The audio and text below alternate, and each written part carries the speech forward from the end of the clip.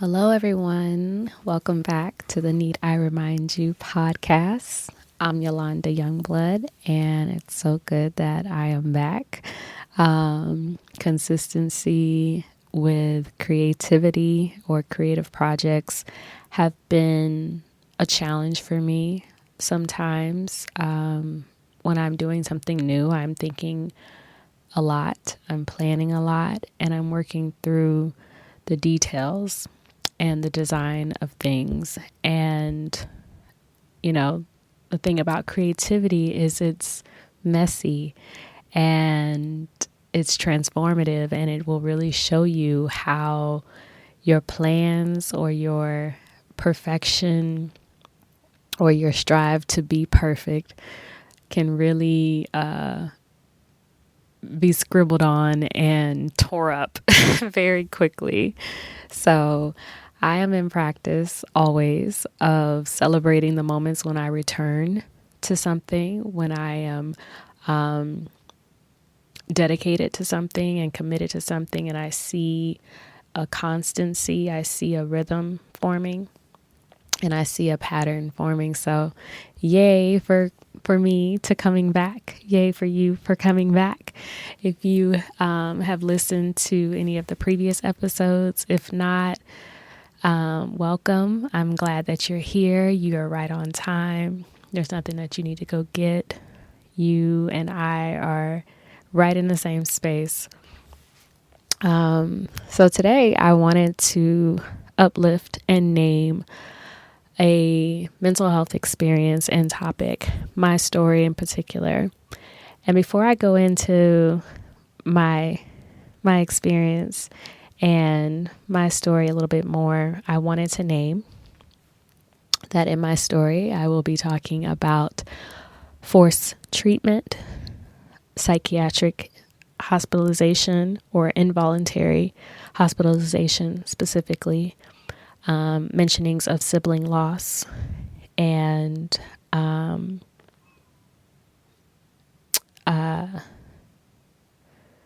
mental health. Mental health as a general sense. So just wanted to name those things, not as warnings. I don't like the energy of warning, but as a reminder that we are human beings and we all have sensitivities to different content and materials. And I want you to take care of yourself at any point through my conversation. And I will be doing the same. So just know that I am safe. I am nourishing myself. I am nourished. And I'm excited to open up the channel and express the experience that I've had and that I've wanted to share, that I've been wanting to share so eagerly about my journey and about my healing over the past 3 years, but recognizing that you can want something so bad, so desperately.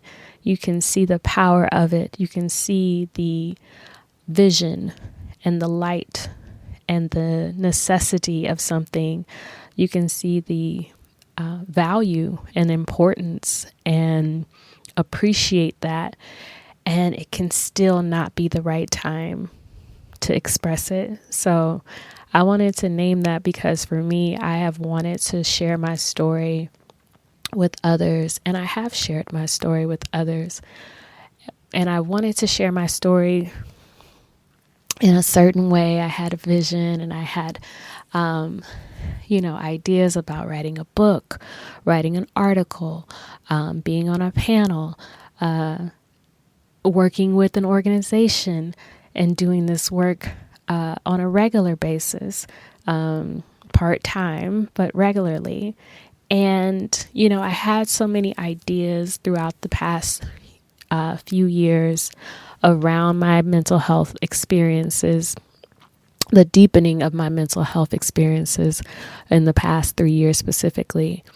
And it's been really humbling to be on God's timing and to see the beauty of what it looks like when you appreciate however it shows up, whenever it shows up, and whenever it needs to show up. The vision that I have has been executed or implemented in so many ways. I cannot count the ways, but I count it all joy.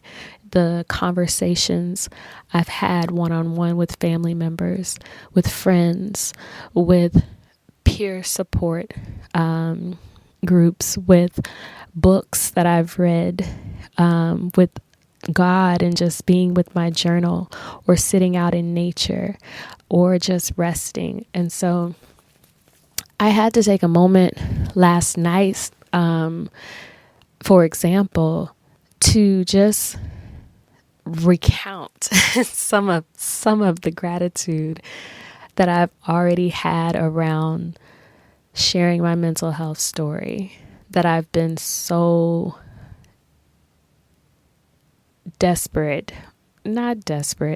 so eager to share. I don't say desperate because, again, I feel like I practice delayed gratification. I recognize that in due time, in God's time, and in the right space, in the right moment, be anxious for nothing is something that I really practice as someone who likes to go and not let the fear sink in and just launch. Sometimes that has propelled me in so many beautiful ways, and sometimes that has landed me flat on my face. And so being able to learn from those trial and errors has gifted me the ability to wait in delight, wait in compassion, wait in love, as if I'm waiting in a pool for the hot tub to free up, if you will. So I have really been practicing as I wait. I have been working as I wait, and my community has been working. And it is so beautiful to start to get the aha moments and the clicks and the energy behind it and the momentum behind it. And also knowing that it might be something that comes to an end sooner rather than later. But recognizing that the things that I get excited about, like that excitement, that is hopefulness. And hope is truly a discipline when we live in a world that we know is finite. We know that tomorrow is not promised. I know that that I, as someone who has been hospitalized involuntarily, meaning that my consent was not required, that I can be locked up and put somewhere based on decisions made by the healthcare system in the United States, and that scares me. That has scared me. And it has also fueled me to live my life and to propel me into this moment to speak. And sometimes it's a struggle to meet fear and work with it and dance with it and not let it get you in a funk to the point where you don't acknowledge the beauty in where you are. And so if you're listening to this, I want you to know that there is so much beauty within you and within where you are right now today. It may not be as recognizable, or it may not be as desirable as you would like, but understand that you can still be in the moment of gratitude and in practice of being honest with yourself, that you are worthy of this practice. So I ramble a little bit because I just encountered a bug. I'm sitting in a closet right now and in an Airbnb. And I don't do the bugs. So it's a beautiful Airbnb space. I just want to name that. But I've been warned that since it is somewhere in the woods that there may be bugs. So I'm just mindful of where I am, while also trying to hold a conversation. So stay with me, y'all. But anywho, I just want to name all of that as context. So take care of yourself, get some water, get some tea, and let's get into the stories. So in January of 2021, I experienced my first involuntary hospitalization in Austin, Texas. I was living in Austin, working from home, and I was living by myself. I'm a single Black woman. And, I was pretty much in the downshift, if you will, at my job. I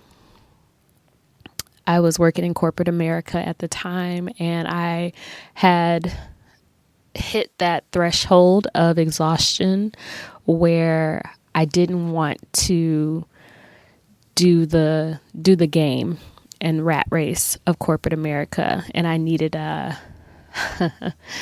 another hit of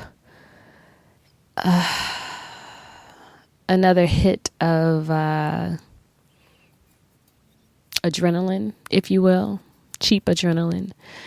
And everything that I was doing was mediocre for me.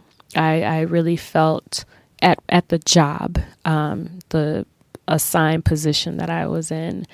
And I got a hit of adrenaline around a project, got a rush, and started being very involved in this work that I thought was important, or that I just got a little hook of passion juice, if you will. And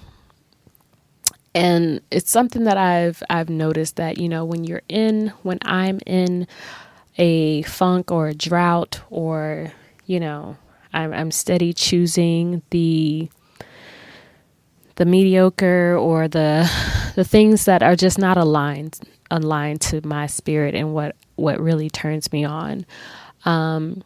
When you're doing that, when I was doing that for so long, it becomes this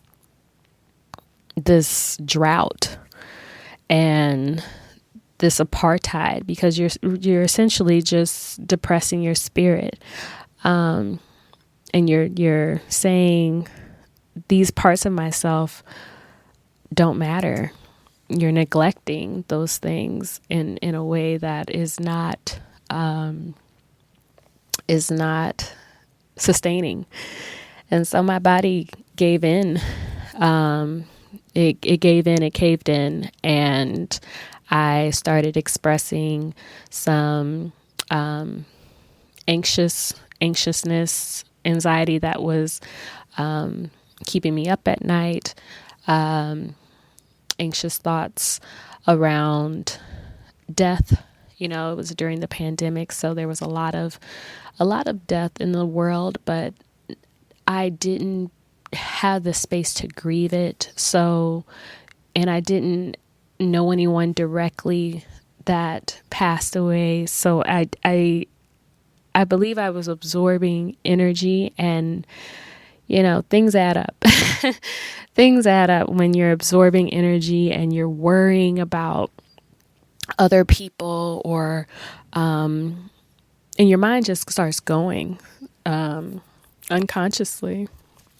And although I practice mindfulness and observing my thoughts and being in the present moment, All those things are just tools. And if we're not checking in with our bodies, if we're not connected to our wounds, old wounds, current wounds, and where our hearts are weeping and where our souls are crying out,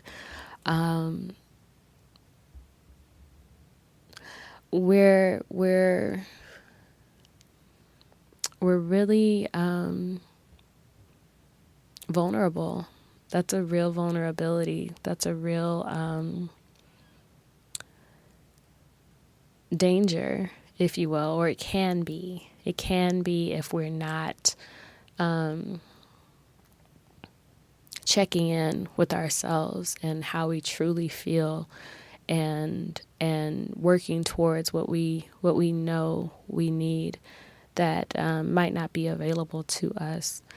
And I have a difficult time talking about this particular part because I want to name that, some things happen. Things happen, right? Like, and I am a very big advocate of reminding people that any amount of things can happen, and it doesn't mean that you did something wrong or that you need to, deepen your therapy practice, or you shouldn't have been doing so much yoga, or you needed to do this, or because it can be really easy to think about the individual. And I recognize that we live in a society that has conditioned us around being individual, as if we don't have interdependencies, like we are all connected to all things and all energy. And so I stumble over my words when I talk about this, because I'm still being mindful about how I feel sensitivity around holding myself accountable while also holding the collective accountable, and saying, this just happened, and I'm not trying to judge it or criticize it or do any evaluation. I'm just naming it and recognizing what it is, so that I can begin to be with it, and then we can investigate, and then I can, then I, like, for me, I with my practice of mindfulness and not is around non-judgmental awareness, because it's like naming a thing is a thing. It allows me to see it from a perspective, right? And then when you're starting to put labels on it, judgments on it, evaluations, you get different perspectives, which is also a beautiful thing. Like, for me, it's about how does my brain, body, soul, spirit process these things, and how can we do that in harmony? And so for me, I like to start with just naming what happened to me, so that it's clear that I'm not reaching for, or that you're not reaching for, a diagnosis or a label or a connection even. So just be mindful as I'm talking how we reach for connections, or patterns, or labels before we can even just experience what happened. So I back to my story. I had some anxious thoughts, and I was staying up all night, waking up really early. I saw myself. I was witnessing myself. I saw myself, pacing, and some of that mind behavior was showing up in my external interactions. I was working from home, but it was still showing up in the meetings that I was having. And eventually, my body just wore itself out. And I really felt like I was losing consciousness, like my brain just was overloaded, and I could not keep my eyes open. I could not even move my body. I was terribly exhausted. And then I started experiencing extreme anxiety and paranoia, and just, my mind was just all over the place, and in altered states of consciousness. And I eventually called 911, and EMT came out, took my vitals, asked me what medications I was taking, if any, and I was taken to the hospital. And there, I was in the hospital for maybe 12 hours. So they sedated me, and they gave me some insights as to what was going on, but honestly, I don't remember being remotely lucid to really comprehend what was going on. All I knew was when I did get some grounding, I already had been admitted. And at that point, I was just being monitored until they could transfer me to a psychiatric hospital. I did recall that, a social worker or someone came and got my information for admissions to this psychiatric hospital that was not within the same hospital. And so, but, was what happened to me explained, or was a conversation had to understand what happened to me? No, these were all things that were done without my inclusion. And as a Black woman, as a person who is introverted, but also just prefers to observe and watch and not,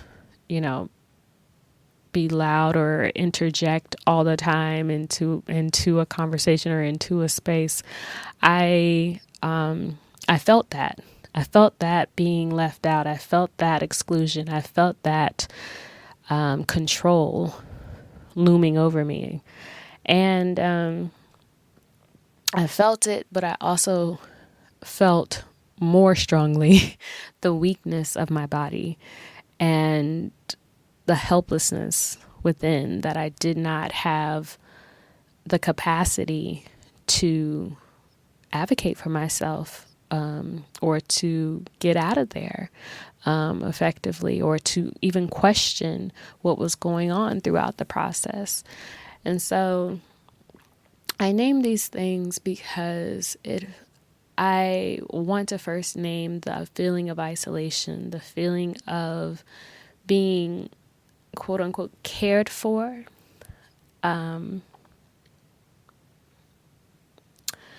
The feeling of being cared for, and also the feeling of being violated and ignored and neglected. And I've really deepened my understanding of this through a lot of reading, but I want to name, one author in particular, Bell Hooks, and her many writings around love. And just naming that, even if you're not picking up Bell Hooks, knowing the feeling of when you are loved and when you are not being loved. And there's this, like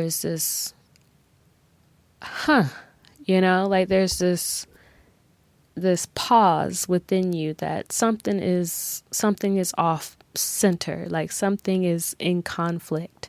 And I would really like it for it to not be in conflict while I'm lying here so weak and vulnerable and unprotected.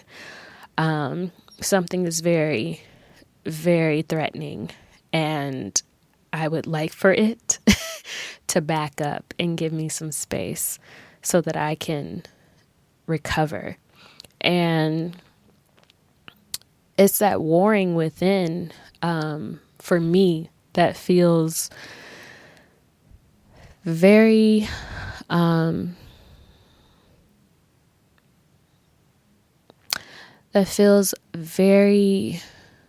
confusing when I was in that state. It was very confusing and yet clear that any confusion that is happening outside of me is not mine to manage. I have to manage within me. In order, if I want to seek clarity about what's going on, I have to be still within and allow that to come up. And the reason why I'm naming this in particular is because I know there's such conflict around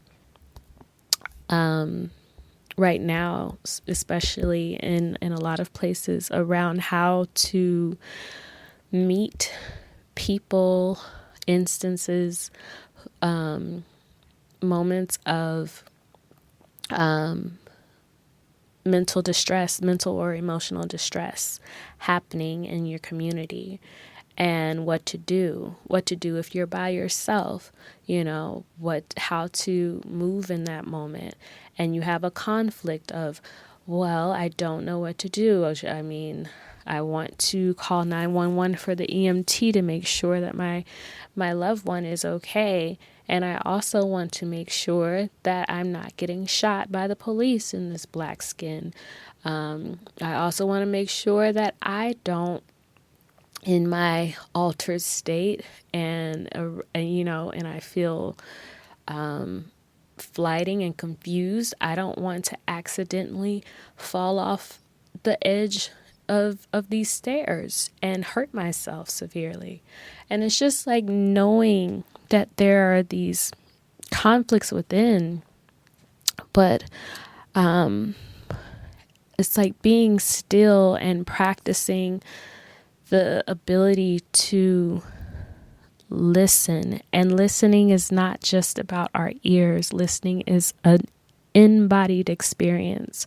It is a deep practice to tune into our discomforts and our fears. Fear is so loud. So loud sometimes, but we push it down because it's so loud. And I get it. I get it. I am human. I really have been navigating my fears since these hospitalizations and these moments of being in emotional distress or feeling confused and feeling deeply fearful about what could happen in my altered states of consciousness, because I'm not aware of what's going on, or I'm not aware of how to address it. And I want to name that out loud because not knowing is okay. Like it really feels liberating to not know things and to say it out loud and to stand in my power. Like, I don't know all the answers. I don't have the capacity to resolve everything within me. I don't have the strength to carry on. I need help, and it is very liberating to just be still in that and to name that and to not judge that. And so I name that because that's what I did in the first hospital visit. Like, and in every hospital visit, I can see the trend of me just taking care of myself and saying, you know what? I don't know who's around me. I don't know what's going on in me. I don't know when I'm getting out of here. I don't know what they're going to do or what drugs they're prescribing me. Nobody's telling. There were so many unknowns, but I knew the things that I knew, which was I knew how to relax my body and let this nurse aide take care of me and tuck me in and fluff up my pillow.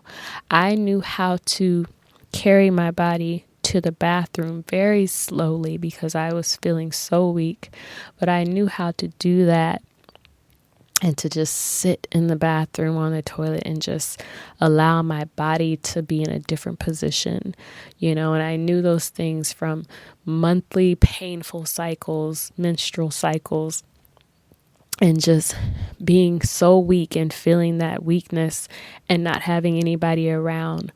But it was also from having people around to just remind me, like, you're okay. Remind me that, okay, just focus on the positive, like focus on your breath. Just breathe with me. Drink some water. Take a sip.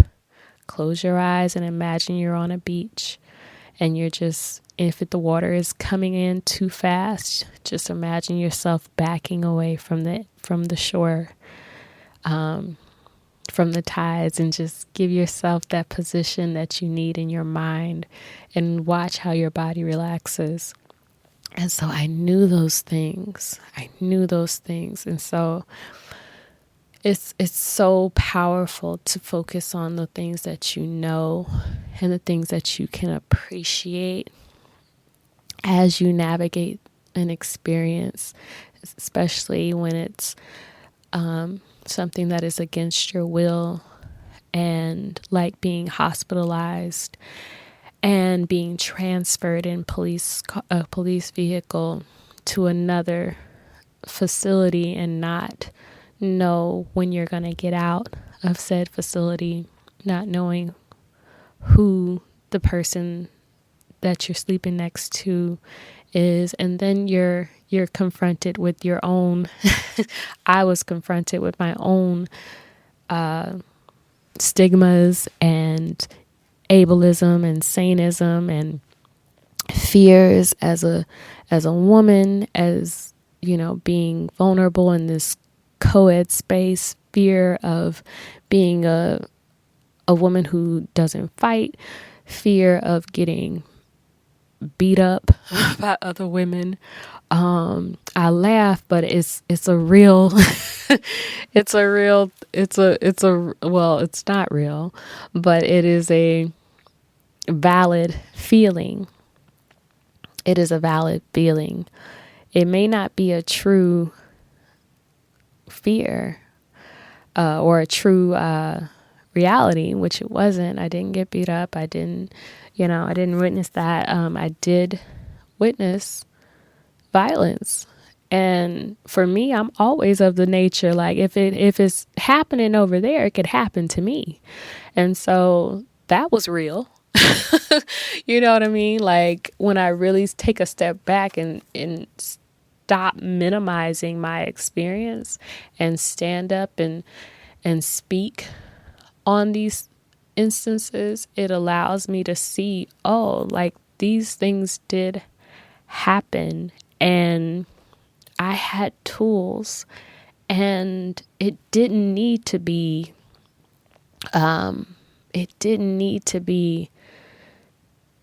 this violent, this traumatic for me to apply these tools.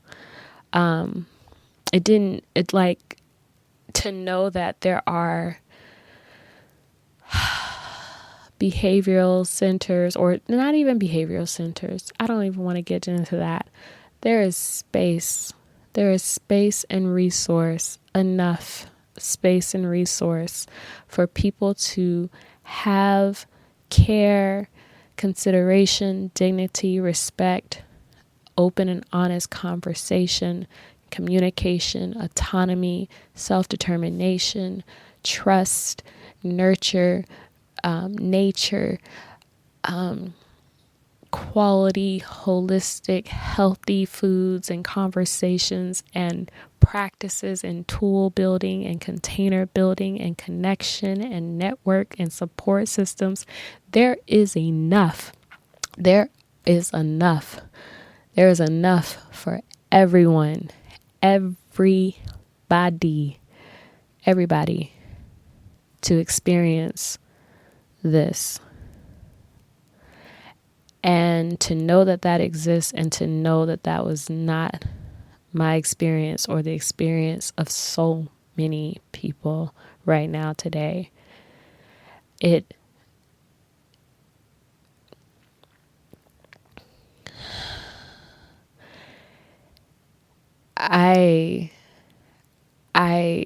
my first mind, it pisses me off. And then I hesitate because it pisses me off that I don't even know if I'm really pissed off, because I don't tap into my rage. I don't tap into my anger because I've suppressed it so much, because it's been oppressed so much and I've been conditioned to hide it and push it away. So to be able to even name that it pisses me off without feeling the pissed off, it brings something to the surface, because it's like, okay, if it's not pissed off, what is it? And I can't say enough about this organization, but shout out to BEAM, Black Emotional and Mental Health Collective, for their feeling wheel and the practice of checking in with your feelings and being able to articulate what you're feeling, where you're feeling it, and naming that feelings change, and that you can have more than one feeling at a time, and that your feelings do not make you are just experiencing these feelings, and that is it. Your feelings are liberating, not only to you but to those around you who want to support you and connect with you and love on you truly. And so I am in practice of expressing my feelings, so thank you for that. Beam and all the other people. I think Dr. Gloria Wilcox is the originator of the feelings wheel. Check me on that. But yeah, like I don't get pissed off, really. Like it's really an agitation, it's an irritability, it's a hurt, it's a pain, it's a it's a weeping, it's a deep disappointment and confusion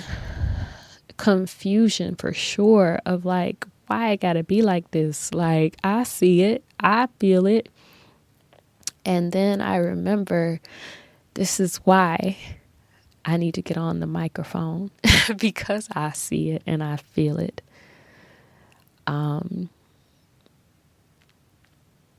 it brings so much clarity. So I I think about all the things that I can get into with this topic, and I want to share so much more. I want to be invited in spaces that feel like home and share my voice to this subject and be asked clear questions so that I can focus the conversation and focus my voice, because right now I'll let you know I'm not doing that on this channel. I'm just talking on this channel because I'm in practice of being seen and being heard and being worthwhile, and that feels so good. That feels so good. I just putting down the performance part and the parts that it's not even just challenging me, right? Like, cuz I've been challenged, and I am being challenged right now today, but it's like putting down those extra weights that I really can't hold, if I'm being honest. Like I can't hold that weight. I'm not in that weight class. You know, I could do it. As Iyanla Van Zant says, like, you can do anything for a little bit. I'm trying to do this for the long haul, baby. So I am calling in, again, beautiful spaces that feel like home, that feel like love, that are love, truly, so that I can have more of these conversations with people who are seeking this type of information around involuntary hospitalizations, mental health, mindfulness, non-judgmental awareness, love, unconditional love, true love, and the practice of self-loving ourselves and loving each other, and holding our responsibility up, lifting that up, our accountability to ourselves, asserting our needs, and always, always, always can never forget being kind to ourselves and allowing that grace and mercy to flow in, because we are deserving of that. There is nothing that we have to do to earn grace and mercy. It is ours. And because of that, we get to stand here as we are right now today and be loved and love. No matter what anybody has to say about it, no matter what it might look like, no matter who likes it and who doesn't, no matter the threat or danger or harm that comes your way. It is as it is, and so it is.